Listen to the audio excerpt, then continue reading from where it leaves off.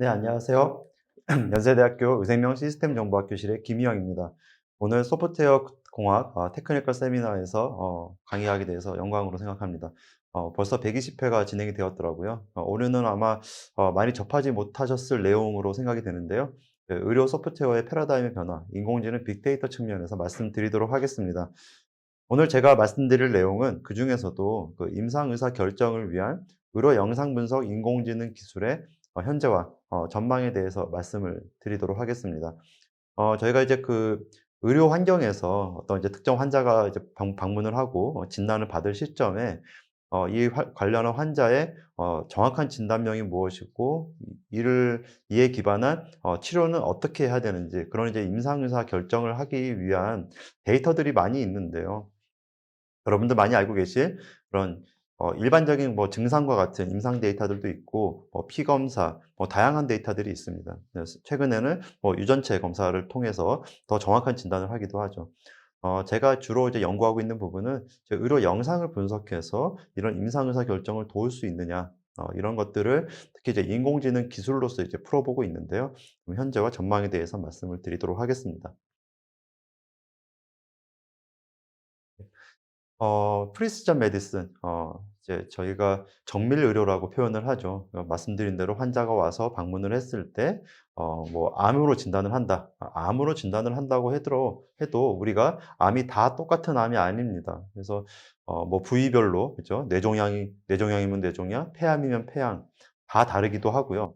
그 안에서도 특정 타입에 따라서 많은 암종들이 있습니다. 그 암종들마다 또 예후가 많이 다릅니다. 예후라고 하는 것은 치료를 받은 이후에 이제 환자가 어떻게 일반적으로는 뭐 생존 가능성 이런 것들을 많이 얘기를 하죠. 그래서 잘 나을 수 있을 것이냐, 아니면은 좀 치료가 좀 힘들겠다, 뭐 이런 것들을 얘기할 수 있을 텐데 모든 암종들이 다 똑같지 않습니다. 그래서 그런 것들을 더 정밀하게 진단하고 그에 맞춘 개인에 맞춘 그런 이제 치료 계획을 세우는 것들이 굉장히 중요합니다. 이런 이제 프리시전 메디슨 시대에 이제 레디올로지, 이제 영상의학의 역할은 굉장히 중요하다고 할 수가 있습니다. 일단 영상이라는 것은 루틴하게 시행되는, 모든 환자가 방문을 했을 때 기본적으로 시행되는 검사이기도 하고, 그 안에는 굉장히 좋은 인포메이션이 있습니다. 제가 빨간 글씨로 넣은 것처럼 덴스하고 오브젝티브한 인포메이션을 담고 있는데요. 덴스하다는 표현은 이런 겁니다.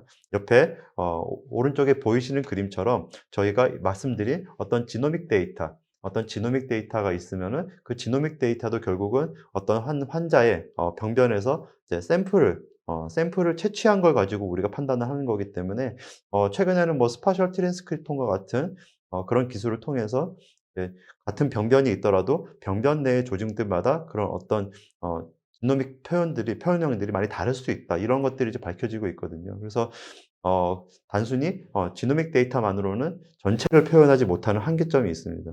그 위의 레벨에서 보는 히스톨로지, 그러니까 세포 단위에서 보는 그런 특징들, 이런 것들도 결국은 전체 병변을 보지 못하는 특성이 있는데, 저희가 이제 레디올로지, 영상에서 보는 것은 병변이 있으면 그 병변 전체를 보고 판단할 수 있다라는 큰 장점을 가지고 있습니다. 병변뿐만 아니라 그 병변 주위에 있는 영역까지도 같이 판단을 하기 때문에 굉장히 좋은 인포메이션을 갖고 있다고 얘기할 수가 있고, 저희가 그거를 적극적으로 활용해야 된다고 요즘 많이 이제 논의가 되고 있는 겁니다. 그리고 객관적이다. 어젝티브하다는 객관적이다는 얘기인데, 어떠한 이게 바이어스가 없이 어떤 이게 판단이 되지 않고 저희가 사진 찍듯이 찍으면 찍히는 대로 어떤 왜곡 없이, 저희가 이제 엑스레이 영상이 뭐 어떤 CT, 뭐 MRI 이런 영상들은 특정 물리량으로 대변되는 객관적인 인포메이션들이 그대로 담기 때문에 저희가 이것들을 적으로 활용한다면 환자에 대한 어떤 객관적인 그런 분석을 수 있을 것이다. 그로 저희가 얘기를 할 수 있을, 같은 암이라도 표현되는 양식이 달라지는데요. 어떤 암은 굉장히 이제 어그레시브하게 빨리 자라는 암이 있고, 어떤 암은 천천히 자라는 암들이 있는데, 이런 피노타이핑을 저희가 더 정밀하게 할 수 있는 측면을 제공한다고 할 수가 있습니다. 그래서 기존에 그 의사 선생님들께서 눈으로 판단할 수 있는 이미징 피처들, 뭐 아주 대표적인 것은 암의 크기라고 할 수 있죠. 그렇죠? 암이 작냐, 크냐, 또 뭐 크면은 어떤 뭐 특별 특별한 그런 장기 주변을 벗어나서 주변 장기까지 침범을 했느냐 뭐 이런 이제 표현형들까지 포함할 수가 있겠지만 결국은 어떤 이제 그 영상상의 텍스처 텍스처라고 하는 것은 이제 여기 보시는 것처럼 이제 그 병변 내에서 서로 다른 그런 질감을 표현되는 그런 영상 특징들 이런 것들을 저희가 같이 분석을 할 수가 있다는 얘기입니다. 이거를 사실 사람이 눈으로 보고 판단한다는 것은 굉장히 어려운데요. 근데 이런 것들을 저희가 머신러닝 인공지능 기술을 통해서 머신 디텍터블한 이미징 피처를 찾아내는 것을 목표로 하고 있습니다. 그래서 이런 것들이 저희가 이제 기존의 패솔로지 에서 수행을 할 수 있었던 어떤 DNA 어나리시스나 어떤 마이크로스코피 영상에서 확인한 그런 이제 표현형들 이런 것들을 영상에서도 찾아낼 수 있느냐 이런 것들을 많이 시도를 하고 있고요. 그래서 그런 대표적인 기술 중에 하나가 이제 레디오믹스입니다. 그래서 레디오믹스라는 것은 이제 지노믹스 같은 것처럼 지노믹 데이터를 가지고 오믹스 스터디를 하는 것처럼 레디올로지 영상을 가지고 오믹스 스터디를 하는 것을 레디오믹스라고 얘기를 합니다. 그래서 목적은 저희가 이제 튜머에 한정되어서 얘기를 한다고 하면은 인트라 튜머, 그 튜머 내에 병변 내에 헤테로지니티 제가 아까 말씀드린 것처럼 병변 내에도 다양한 세포적 특성이 있을 수 있고 환경의 차이가 있을 수 있기 때문에 이런 것들을 종합적으로 분석함으로써 환자에 대한 정밀한 진단을 하는 것을 목표로 합니다. 그래서 우리가 일반적인 트래디셔널한 접근으로 레디오믹스를 한다고 하면은 휴먼 디파인드 이미징 피처를 많이 얘기를 합니다. 이 아래 그림에서 보이시는 것처럼 특정 병변 영역을 우리가 ROI를 디파인한 이후에 그 디파인된 ROI의 어떤 피처들, 이미징 피처들이죠. 위에 보이시는 것처럼 어떤 쉐입, 모양을 얘기할 수가 있을 것입니다. 아까 말씀드린 것처럼 크기가 얼마나 되냐, 장축으로 길이가 얼마나 되냐, 그리고 얼마나 원형에 가까우냐, 원형에 가깝지 않고 좀 찌그러져 있느냐, 좀 날카로운 부분이 있느냐, 이런 것들을 종합적으로 판단할 수가 있고요. 그리고 그 안에 인텐서티에 대한 어떤 그런 통계적인 수치들, 그냥 전체적으로 히스토그램을 그렸을 때 평균이 어떻냐, 분산이 어떻냐, 뭐 이런 것들 저희가 휴먼 디파인드, 저희가 통계적으로 계산할 수 있는 그런 매트릭들을 가지고 평가를 할 수가 있고요. 그 아래 말씀드린 것처럼 아까 중요한 텍스처 정보, 그 아래 다양한 이제 질감 정보가 있기 때문에 그 질감 정보를 저희가 수치화해서 표현할 수 있는 그런 방식을 이제 도입을 하기도 합니다. 그래서 그런 이제 뽑아진 피처들을 가지고 보통 이제 일반적인 그 전통적인 레디오믹스를 수행한다고 했을 때 한 100개 내외의 피처를 저희가 뽑을 수가 있습니다. 그런 피처들을 가지고 저희가 종합해서 환자들을 세부 분류하는 작업을 시도를 하죠. 그 외에도 여러분도 알고 계시는 딥러닝을 통한 어떤 피처 러닝, 저 딥러닝, 예를 들어 CNN 모델을 쓴다고 해서 우리가 이렇게 인풋으로 이미지를 넣었을 때 바로 레디오믹 피처, 그 CNN 자체에서 뽑아낸 이미징 피처, 임베딩된 피처들을 뽑아낼 수 있을 텐데 그런 피처들을 활용해서 앞서 말씀드린 통계적 수치로 우리가 기반해서 뽑아낸 레디오믹 피처들과 마찬가지로 우리가 그 뒷단에서 붙여 쓸 수 있는 그런 머신러닝 클래시파이어들이나 리그레서들과 함께 저희가 인풋으로서 활용을 할 수가 있습니다. 그래서 저희가 좀 더 정밀한 아시다시피 이제 CNN 기반의 모델들을 쓴다고 했을 때 어떤 레디오믹 피처들은 많게는 뭐 1000개, 10,000개까지도 저희가 뽑아낼 수 있기 때문에 그런 많은 피처들을 가지고 다차원으로 저희가 분석할 수 있는 기회를 제공하기도 합니다. 반복론적으로는 간단하게 말씀드리면 이렇고요.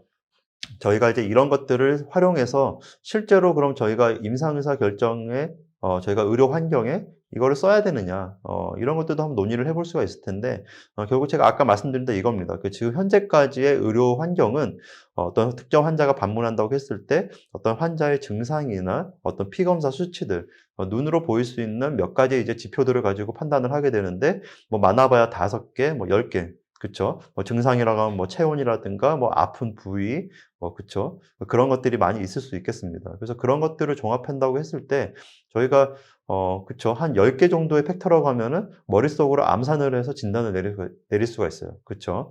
하지만 말씀드린 정밀의료 시대에서 쓸 수 있는 데이터들 유전체 정보, 뭐 단백질 분자 정보도 있고 의료 영상 정보들도 있는데 이런 것들을 저희가 총합해서 쓴다 그러면은 우리가 한 환자에 대해서 판단해야 될 팩터들의 개수가 1000개, 10,000개까지 이렇게 익스포넨셜하게 증가를 합니다.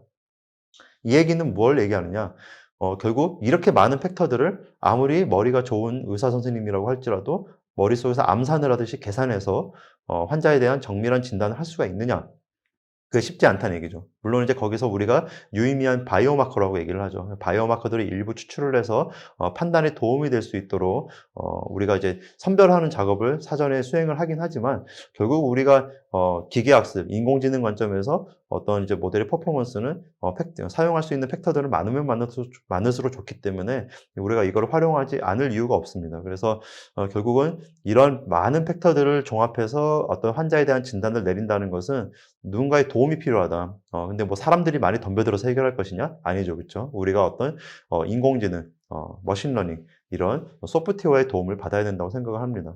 사람들이 지금 이제 한 10,000,000자리, 100만자리 숫자의 곱셈을 굳이 암산으로 하지 않듯이 우리가 이렇게 임상의사 결정을 위한 판단을 하는데 많은 팩터들을 도입했을 때 그 판단을 우리가 인공지능의 도움을 얻어서 수행을 하는 것이 앞으로 이제 컨셉이 될 거라고 생각을 합니다. 또한 인공지능 기술을 썼을 때 우리가 또 기대할 수 있는 것들이 이런 겁니다. 어 이건 이제 네이처 리뷰 캔서에 재작년에 나왔던 페이퍼의 그림인데요.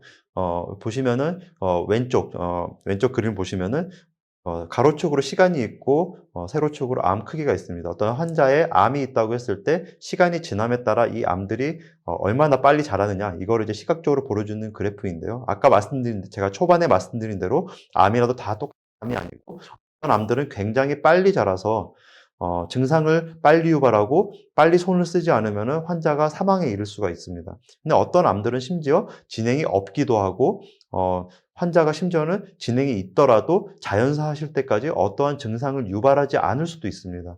근데 지금 현재 의료 영상 분석에 의한 인공지능 기술은 굉장히 발달을 해서 스크리닝으로 암 발견을 한다. 그러니까 예를 들어서 우리가 건강검진으로 엑스레이를 찍었는데 엑스레이 소견상에 폐암이 보인다. 이런 것들을 굉장히 빠르게 잘 찾아낼 수 있는 찬스는 인공지능의 활약으로 그 확률을 높일 수가 있습니다. 그 얘기는 초기에 발견되면 발견될수록 더더욱 사실은 구분이 어려운 거거든요.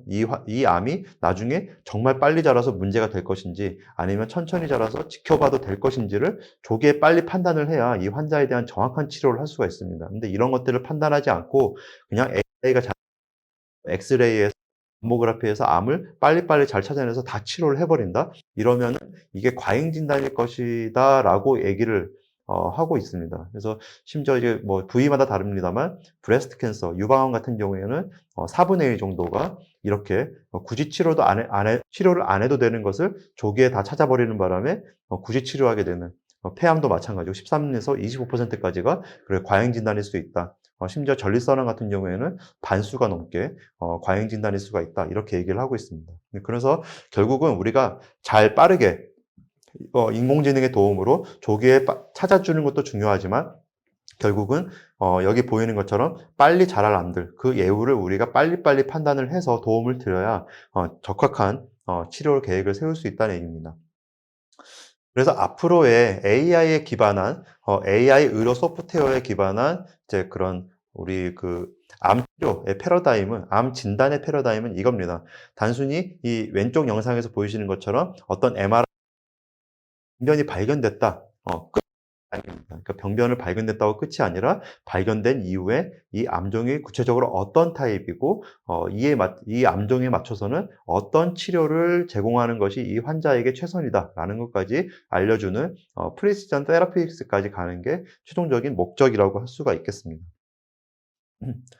그래서 예를 들면 대표적으로 이제 진행되고 있는 게 이제 브레인 튜머입니다. 이제 브레인 튜머는 앞서 말씀드린 대로 어떤 환자의 암종에 대해서 이제 정확한 진단을 하기 위해서는 조직 검사라는 것을 보통 시행을 하죠. 그래서 실제로 암 세포를 환자 체외로 떼내서 그쵸? 바늘로 콕 찍어서 떼낸 조직을 가지고 현미경으로 들여다보고 또 유전체 검사도 하고 다양한 검사를 통해서 정밀한 진단을 하게 되는데 브레인 튜머, 그러니까 우리가 이제 두개골 안에 쌓여 있는 뇌 안에 있는 병변은 저희가 어떻게 두개골을 뚫어 가지고 바늘로 찔러서 그 채취를 하기가 힘들잖아요. 바이옵시라고 하는데 그리고 검체를 채취하는 것이 굉장히 어렵기 때문에 영상에서 미리 선제적으로 파악을 하자 이런 것들을 그런 것들이 굉장히 수요가 굉장히 높습니다.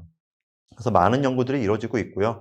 그래서 그 뇌종양도 말씀드린 굉장히 다양한 타입들도 있습니다. 그래서 NGS 분석을 통해서 어떤 IDH 뮤턴트 타입이나 MGMT, 뭐 1P90Q 코딜레이션 같은 다양한 우리가 바이오마커, 유전학적 바이오마커들이 있는데 이런 것들을 우리가 영상상에서 빠르게 판단할 수 있다면은 아주 좀 위험하게 수행해야 되는 바이옵시 없이 우리가 환자에게 최적의 진단과 치료 계획을 세워드릴 수 있다는 그런 이제 임상적 근거가 있고, 우리가 이런 것들을 다양한 연구들을 이제 수행을 해서 뭐 일부 이제 암종에 대해서 어떤 다양한 유전자 타입들을 영상상에서 구분이 가능하냐, 이런 정도의 레벨의 연구들은 이제 거의 정복이 돼가고 있다고 생각을 합니다. 근데 결국은 이제 우리가 이런 근거들을 기반으로 해서 AI 기반의 CDSS라고 표현을 합니다. 이제 Clinical Decision Support System, 말씀드린 임상의사 결정을 위한 이제 보조적인 수단의 AI 소프트웨어인데요. 이런 것들을 이제 어떻게 활용하느냐? 기본적으로는 우리가 현재까지 말씀드린 대로 암 환자라고 하면은 A라는 암 환자 그룹이 있죠, 그렇죠? 뇌종양 중에 어떤 특정 타입을 가지는 A라는 환자 그룹이 있을 때, 그 환자 내에서 똑같은 치료를 해도 어떤 환자는 오래 살고 어떤 환자는 안타깝지만은 조기에 사망하시고, 이런 것들을 지금 현재로서는 우리가 판단하기 어렵다. 어떤 분들이 그렇게 서바이벌이 달라질지 판단하기 어렵다. 이렇게 됐을 때 왼쪽에 보이는 그림처럼 전체 파란색으로 표현되는 그런 코호트에서 우리가 파란색, 초록색, 빨간색으로 구분되는 것처럼 이제 그 안에서 좀 더 세밀한 분류, 환자 분류를 통해서 다른 치료를 또 시도해보고, 또 그 치료에 대한 우리가 효능을 확인하고, 이런 방식으로 이제 진행을 하게 됩니다. 그렇기 위해서 우리가 그러면은 시행해야 되는 것은 파란색, 빨간색, 초록색 군으로 나누려면은 그 근거가 있어야겠죠, 그렇죠? 그 근거를 우리가 사람이 그냥 눈으로 그리고 머릿속으로 생각해서 구분하기는 어렵지만 인공지능이 빠르게 판단해줘서 구분을 해줄 수 있으면, 그거를 이제 가설로 해서 하이포테시스로 해서 그 환자군을 코호트 1, 코호트 2로 구분한 이후에 각각의 이제 클리니컬 아웃컴을 비교함으로써 이 코호트를 구분하는 것이 의미가 있겠다, 이런 방식으로 연구를 수행을 하게 됩니다. 그래서 굉장히 좀 의미가 있는 연구인데, 실제적으로 한번 수행해 본 연구 결과를 좀 보여드리도록 하겠습니다. 이거는 이제 제가 세브란스 내에서 제 위암 케이스에 대해서 이제 위암 선생님들과 진행한 연구고요. 스터디 스킴을 보시면은 당연히 이제 영상을 활용을 했습니다. 이제 환자가 이제 진단 시점에 촬영한 CT 영상을 가지고 그 위암의 병변 영역을 이제 빨간색으로 보이시는 것처럼 ROI 어노테이션을 했습니다. 그래서 그 안에 우리가 아까 말씀드린 이제 레디오믹 피처들을 이제 익스트랙션 하는 과정을 거쳐서 다양한 피처들을 조합을 해서 뽑아내게 됐고요. 그 피처들을 가지고 어떤 피처들이 그런 실제 환자의 어떤 그런 예후나 어떤 치료계 결정에 연관성이 있었느냐, 이런 것들을 저희가 통계적으로 혹은 이제 그 머신러닝 방법으로 이제 시그너처 컨스트럭션 한 이후에 이런 것들을 가지고 이제 어널리시스를 수행을 해서 최종적으로는 그 환자에 대한 어떤 그 예후 예측의 정확도를 평가하는 것으로 진행을 했습니다. 그래서 보시면은 일단 첫 번째로 수행한 것은 이제 리스크의 스트라티피케이션입니다. 이게 결국 이건 뭐냐면은 우리가 영상만 보고 그 환자의 예후를, 그러니까 얼마만큼 그룹이면은 이 환자군은 빠르게 병이 진행될 수 있을 거기 때문에 우리가 적절한 치료 계획을 조기에 빠르게 수립하는 것이 필요하다. 효과적으로 치료할 수 있는 방법을 고안을 해야 된다. 이런 것들을 그래서 저희가 영상만으로 다른 지표를 옆에 보이는 표에서 라드 스코어를 통해서만 로우 하이 그룹을 이제 구분을 했을 때 얼마만큼 효용성이 있느냐를 이제 저희가 이제 구분을 했고, 그 다음에는 이제 기존에 이제 환자가 이제 치료받는 방법이 있죠, 그렇죠? 어떤 환자는 이제 그 화학 치료, 이 케이스는 이제 수술을 받은 환자 중에서 수술 이후에 추가적으로 보조적인 항암 치료를 했느냐, 약물 치료를 말씀드리는 겁니다. 항암 치료를 했느냐, 항암 치료를 받지 않았 차이를 이제 확인하기 위한 연구였고, 기존에 이제 받던 환자, 수술 이후에 항암 치료를 받았던 환자가 있고, 받지 않은 환자, 이것들을 이제 구분해서 이제 그 환자의 애우를 예측할 수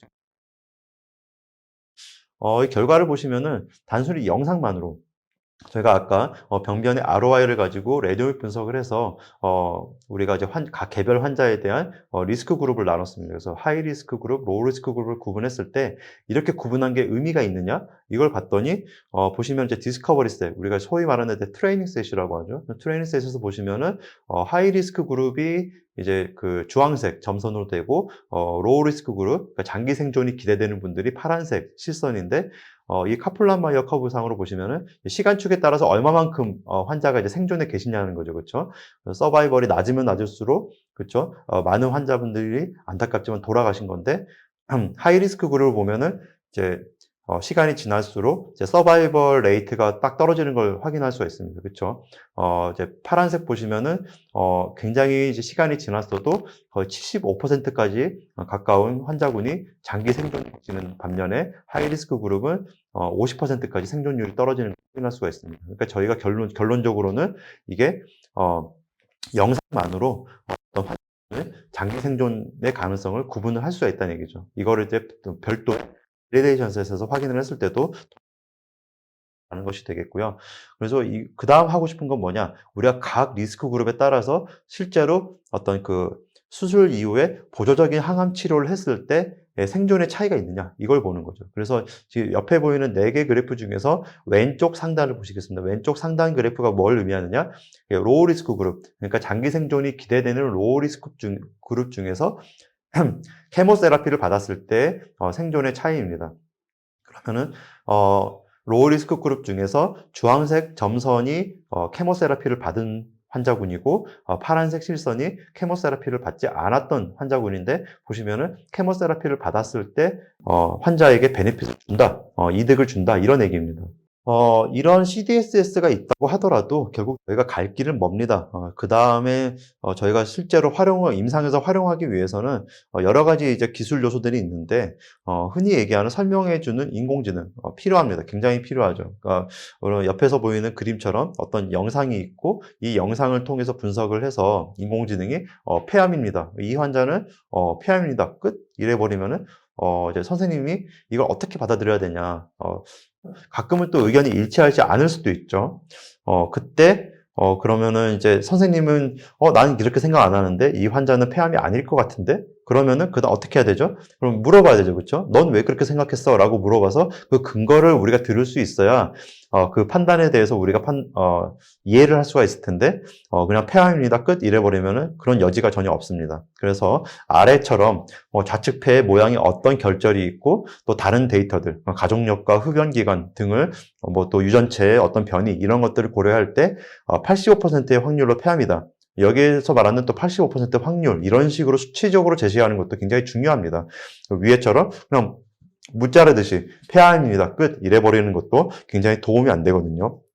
그래서 이런 종합적인 설명해주는 인공지능이 있어야 저희가 어떤 판단에 도움을 받을 수 있는데, 우리가 영상 분석을 한다고 했을 때 좀 도움을 받을 수 있는 영역이 이런 식으로 클래스 액티베이션 맵이라고 하죠. 그러니까 우리가 인공지능의 해석을 보는 겁니다. 왼쪽 그림처럼 사람도 있고 개도 있고 창문도 있고 다양한 이제 오브젝트들이 있는데, 그 중에서 이 영상을 보고 모델이 오스트레일리안 테리어 개라고 판단을 했으면은 왜 개라고 판단했느냐, 이거를 이제 보여지는 그림처럼 클래스 액티베이션 맵, 히트맵을 통해서 개의 얼굴에 이렇게 빨갛게 히트맵이 처리가 되어 있으면은 개 얼굴을 보고 판단을 한 거구나, 이런 식으로 저희가 인사이트를 얻을 수가 있는 거죠. 그래서 옆에 보이는 것처럼 발목 관절염에 대한 또 진단 모델도 어떤 환자는 발목 관절염이 아직 그레이드 1 심각하지 않은 상황이고, 어떤 환자는 그레이드 3 같이 심각한 상황이다 판단을 했을 때, 그럼 왜 그렇게 판단을 했느냐? 이제 발목 관절 부분이, 그쵸?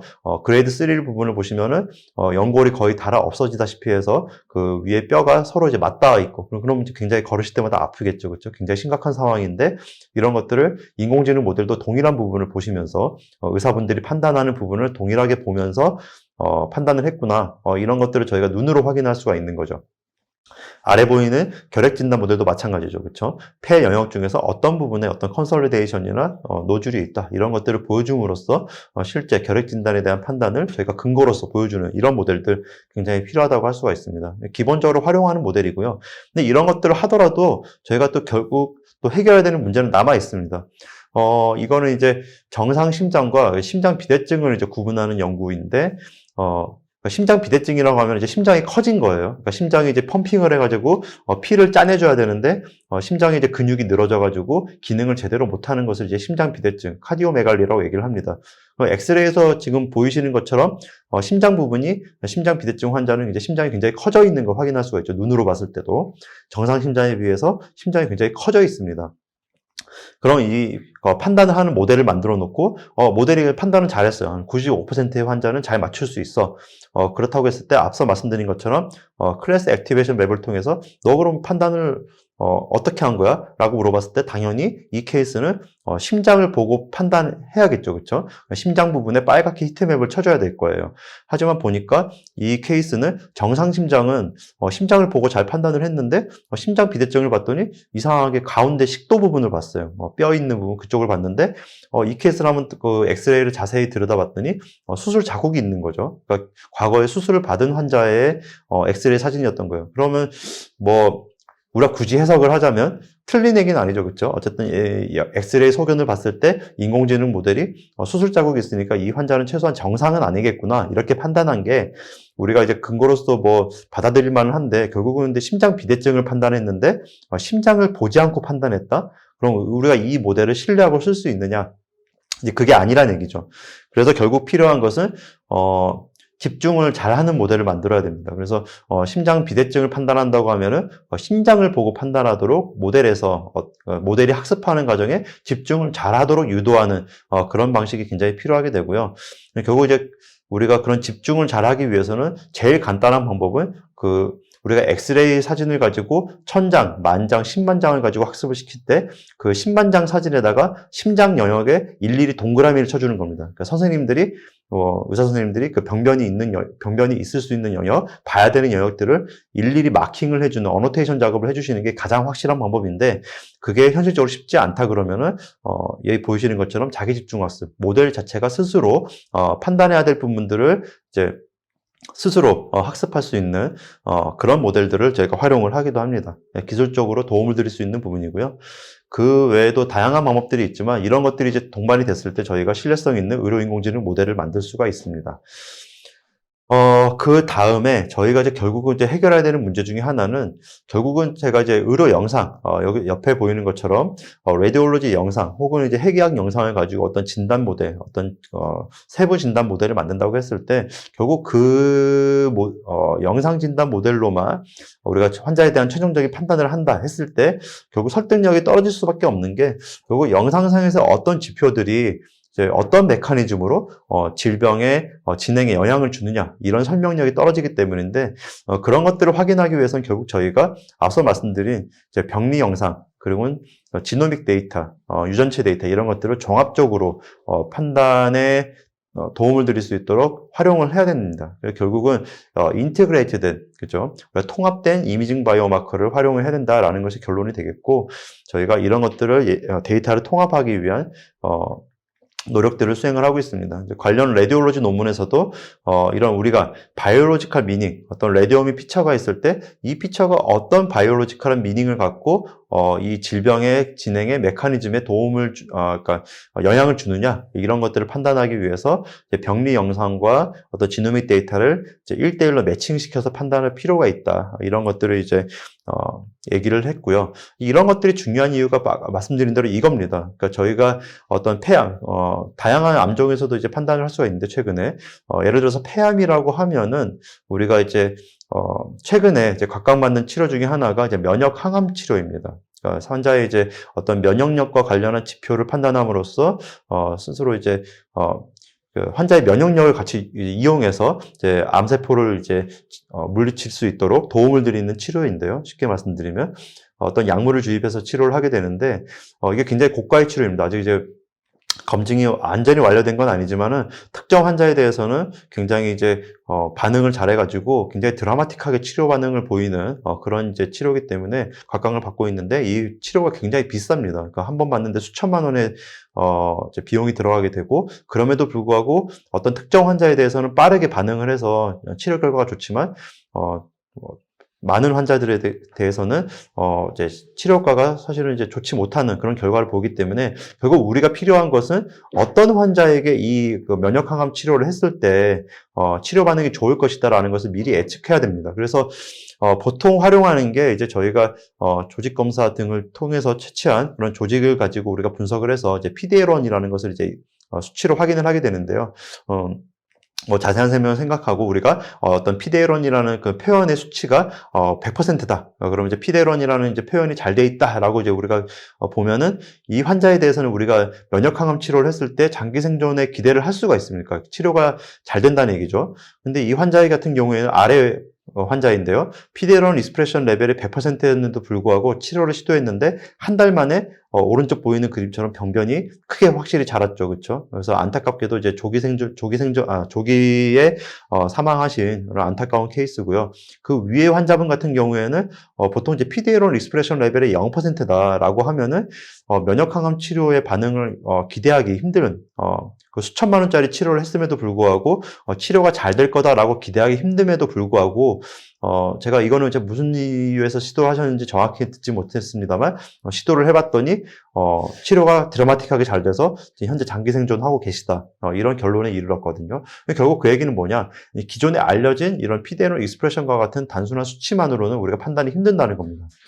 그래서 이게 또 우리가 수치적으로 판단을 하는 게 병변의 위치마다도 다를 수 있고 또 환자의 어떤 그 시점, 반응의 예측을 하는 조직 검사를 한 시점에 따라서 다를 수 있다. 이런 것들이 이제 점점 알려지고 있기 때문에 굉장히 예측이 힘든 측면이 있습니다. 그래서 일단 기본적으로는 저희가 영상상에서 판단할 수 있는 레디오믹 피처들을 가지고 그런 이제 PD-L1 익스프레션 이런 것들이 이제 그 간접적으로 이제 지표가 예측이 되냐 이런 것들을 시도를 해봤을 때 한번 초기 결과를 봤더니 일단은 잘 돼요. 그래서 이 얘기는 우리가 조직 검사를 안 해도 영상만으로도 이 그 환자에 대한 면역 항암 치료를 했을 때 반응 예측을 미리 한번 해볼 수 있다는 거죠. 근데 이제 사실은 여기서 이 결과에서 결과가 좋은 거, AUC 상으로 0.92가 나왔다는 것은 어떻게 보면은 이제 희소식이기도 하지만, 제가 생각했을 때는 이제 이게 안 좋은 소식이기도 한 게 사실은 여기서 영상상에서 전체 영상에서 우리가 판단을 한 게, 정확한 예측이 안 돼야 사실은 그쵸.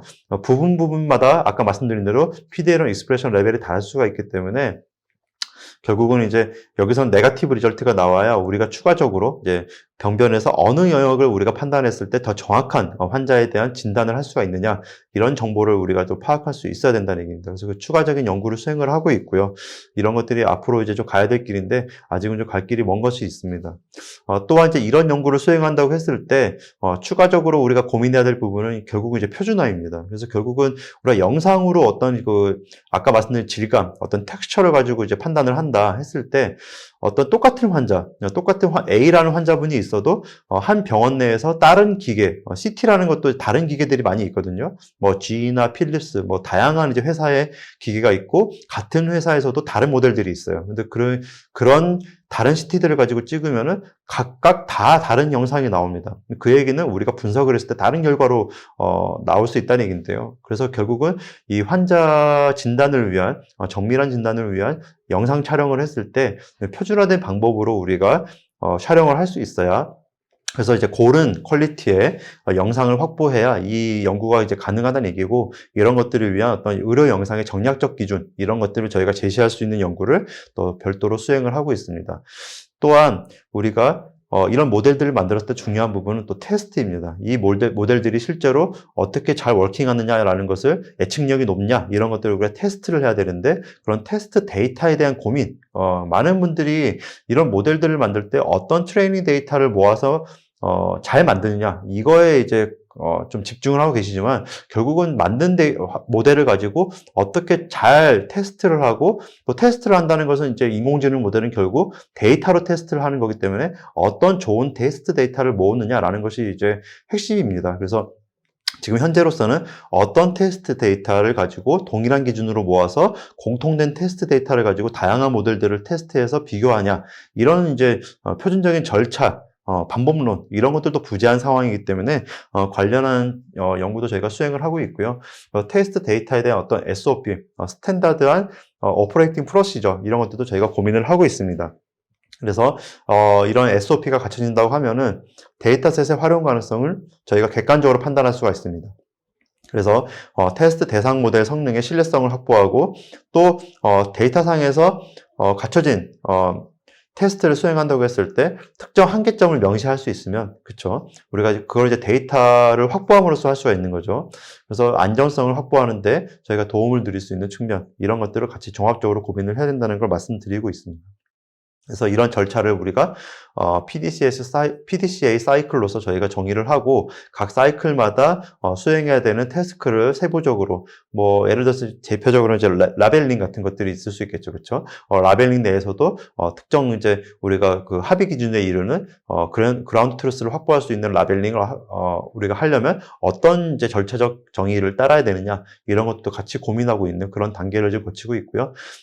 이런 단계에 따라서 우리가 데이터 레벨을 로우 데이터부터 우리가 이제 퀄리파이드 되고 스트럭처드 된 스트럭처드 됐다는 것은 우리가 이제 공통적으로 이제 인터오퍼러블하게 공유를 할 수 있다는 얘기죠, 그렇죠? 다기관으로 특히 이제 다양한 그룹에서 활용을 할 수 있다는 얘기인데 이런 데이터까지 갖춰지는 데는 어떤 태스크들이 필요한가 이런 것들을 저희가 정의를 하고 이제 국제 표준으로 이제 TC 이제 곧 아마 제 생각에는 IEC TC62 그룹에서 이제 진행이 될 수도 있을 것 같은데요. 조만간 이제 투표를 통해서 저희가 이제 이 공통된 합의 절차를 제시를 할 수가 있을 것 같습니다. 그래서 이런 것들을 갖춰진다고 하면 결국은 저희가 임상의사결정이라는 것은 결국 이제 의료 환경에서 활용을 해야 된다는 얘기인데요. 그래서 활용을 위해서는 저희가 실제 아시다시피 의료기기라고 하는 것은 임상시험을 해야 됩니다. 실제 환자에게 쓰기 전에는 저희가 이제 유효성과 안전성이라는 것을 확보를 해야 됩니다. 유효성이라는 것은 이게 실제로 환자에게 정말 도움을 주느냐라는 것을 판단해야 된다는 것이고, 안전성이라는 것은 혹시 틀릴 수 있죠. 이게 뭐 신이 아닌 이상 이 모델도 완벽할 수는 없기 때문에 틀렸을 때 최소한의 안전성, 환자의 위해성에 대해서 판단을 해야 되는데 결국 유효성과 안전성이라는 것은 실제 환자에게 써봐야지 알 수 있는 거기 때문에 이런 것들을 이제 병원 내에서 활용할 수 있는 AI 임상시험센터 이런 이제 데이터 센터가 저희가 필요하게 되고요. 임상 연구를 가속하기 위해서 필수적인 조건이라고 할 수가 있습니다. 또 결국은 이런 이제 그 임상시험 센터를 통해서 데이터가 전주기적으로 돌아야 되는 것은 어떤 모델이 있어서 활용하고 끝이 아니라 그 모델에 활용한 결과들이 있죠. 그렇죠? 2차 데이터들. 그리고 이런 그 결과들을 통해서 새 생체 표지자, 어떤 특정 유전자 바이오마커라든지 어떤 영상 지표가 특정 환자들을 구분하는 데 도움이 됐더라라는 이제 새로운 의학 지식을 생산하는데 우리가 도움을 줄 수 있는 그런 데이터들이 다시 흘러 들어와서 우리가 판단에 활용을 해야 되기 때문에 이런 이제 인프라스트럭처를 병원 내에 갖추는 것이 굉장히 중요하다고 할 수 있고 아직 현재로서는 이런 인프라스트럭처 자체가 없기 때문에 그런 것들을 갖추는 작업부터 수행을 하고 있습니다. 그래서 이런 작업들을 위해서 저희가 이제 연세대학교 세브란스 병원 내에서는 이제 트랜슬레이셔널 AI 랩이라는 것을 제가 조직을 해서 트랜슬레이셔널 리서치라는 것은 아시는 대로 일반적으로 이제 그런 일반적인 기초 연구에서 많이 활용되는 텀인데요. 뭐 세포 실험이나 다양한 이제 생물학적 실험이 그냥 실험실 레벨에서 끝나는 게 아니라 실제 임상화 환경에서 활용될 수 있는 연구로 저희가 트랜슬레이션 시킨다고 표현을 하는데 활용하는 것을 저희가 트랜슬레이셔널 리서치라고 하고 AI도 결국은 저희가 뭐 논문 몇 개 쓰고 말고 뭐 제가 돌린 서버에서 뭐 테스트했더니 뭐 정확도 0.9가 나왔다 끝이 아니라 실제 환자에게 활용을 했을 때 얼마나 유효성이 있느냐 이런 것들을 검증하기 위한 트랜슬레이셔널 리서치를 하고 싶다는 의미에서 이런 트랜슬레이셔널 AI 랩을 저희가 구성을 해서 원내 다양한 연구자들 그리고 저희 세브란스 병원 외에도 서울대학교 병원이나 삼성서울병원 등 다양한 이제 선생님들과 그리고 그 외 기술적으로도 에트리나 카이스트 서울여대 유니스트 등 다양한 그룹들과 이제 논의를 하고 있습니다. 그래서 서머리를 해드리도록 하겠습니다. AI 기반의 의료 영상 분석은 제 생각에는 굉장히 큰 클리니컬 임팩트를 가져올 것이라 생각합니다. 단순한 조기 진단을 넘어서서 조기 진단에서 우리가 빠르게 정확하고 효율적으로 어떤 환자에 대한 예후 예측을 통합할 수 있음으로써 그 환자에 대한 어떤 그 적절한 치료 계획을 세우는 데 도움을 드릴 수가 있고 그 추후에 확장될 병리 그리고 지노믹 데이터들과의 통합 이런 것들도 결국 이제 AI로서 저희가 그 효율을 확보할 수 있을 거라고 생각을 합니다. 이제 그런 것들이 앞으로 가야 될 길이고 더 가야 될 길은 이런 것들이 다 통합돼서 활용할 수 있는 어떤 클리니컬한 플랫폼 이런 것들이 병원 내에 갖춰지고 공통적으로 활용할 수 있는 어떤 그런 평가 지표 그리고 평가 데이터들 이런 것들을 공유할 수 있는 환경 이런 것들을 갖추는 연구를 진행하고 있다 이렇게 말씀을 드릴 수가 있겠습니다. 제가 오늘 준비한 내용은 여기까지고요. 그럼 이것으로 오늘 제 발표를 마치도록 하겠습니다. 네, 감사합니다.